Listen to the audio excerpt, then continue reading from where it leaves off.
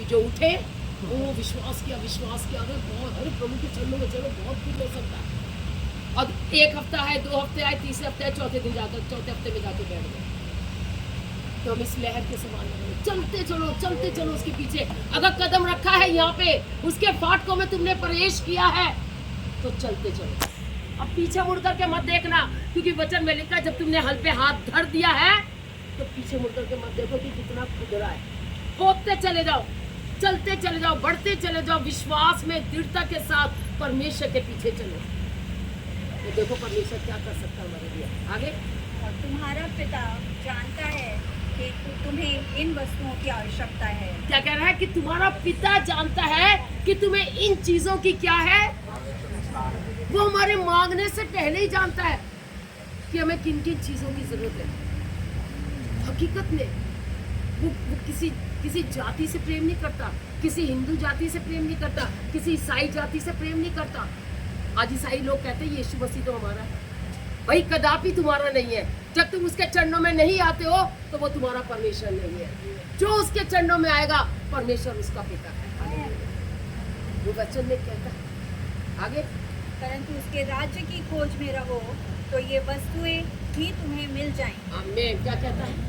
पहले मेरे धर्म और राज्य की खोज करो तो ये सारी वस्तुएं मैं तुम्हें यूं ही दान करूं। क्योंकि वो जानता है आज मेरे बच्चों, मेरे बेटे, मेरी बेटियों को क्या क्या जरूरत है।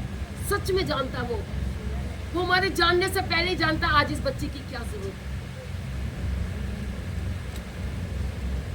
क्योंकि वचन हमें यही बताता है कि पहले मेरे धर्म और राज्य की खोज करो तो ये सारी वस्तुएं मैं तुम्हें दूं।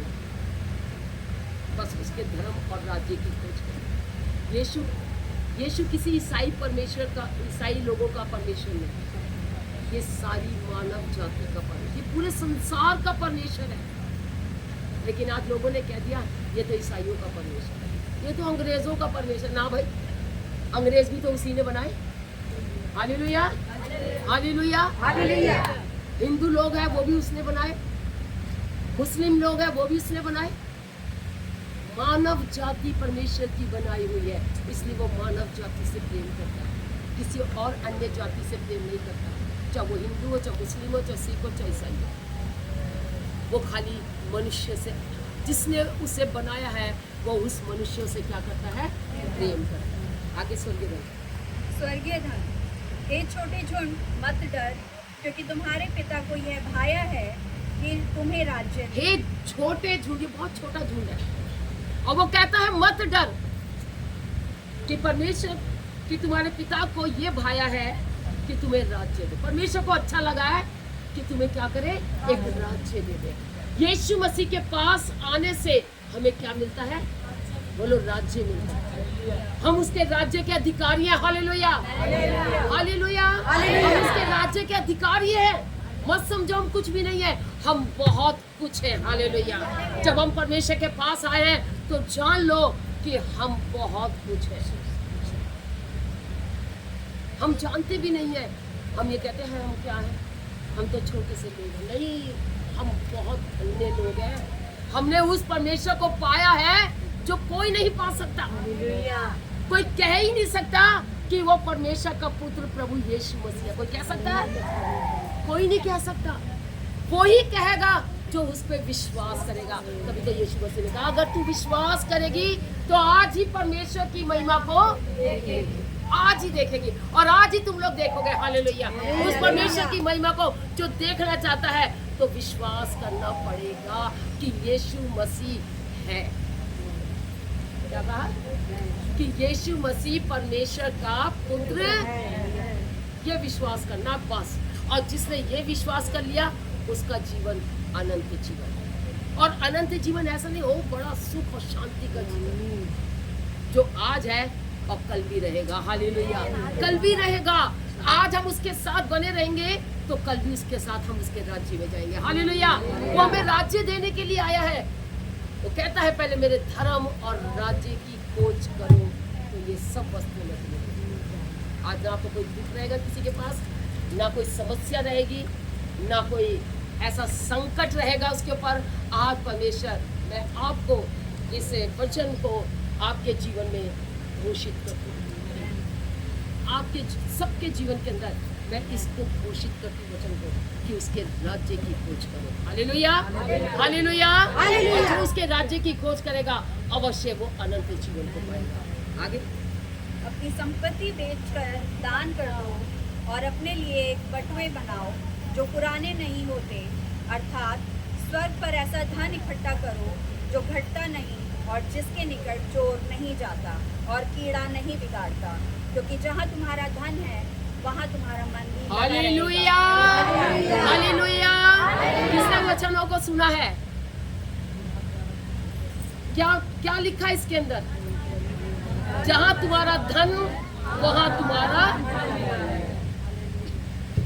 इसलिए वो कहता है पहले मेरे धर्म और राज्य की खोज करो तो धन तो वही है।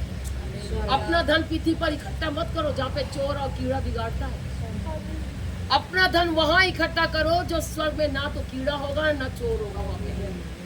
लेकिन हमारा प्रभु यीशु मसीह चोर बन के यहाँ पर आएगा। हालेलुया। और वो चोर के समान हमारे बीच में आएगा।